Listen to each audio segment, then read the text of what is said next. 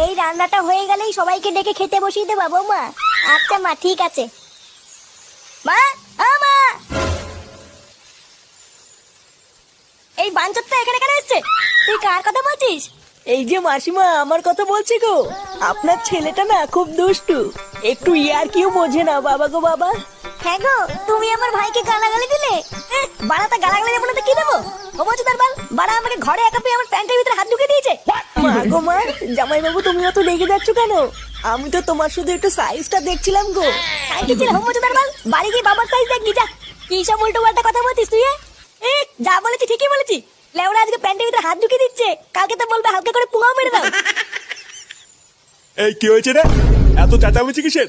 দেখুন না মেশামশাই, মা গো মা, আপনার ছেলে একটু ইয়ার কিউ বোঝে না। ওটাই আর কি ছিল বাঞ্চুদ?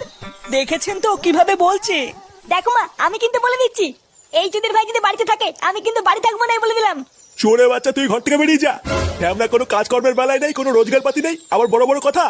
ও বাড়া, মায়ের থেকে মাসির দরদ বেশি, তাই তো? বাড়া এখন তো দেখছি আমার থেকে এই বাড়িতে হোমোচোদার দাম বেশি। লেওরা যেদিন এই হোমোচোদাটা তোমার ধুতির ভিতরে হাত ঢুকিয়ে নেয়ানারি করবে সেদিন বুঝবা বালের এই বাড়িতে আমার কোনো দামই নেই।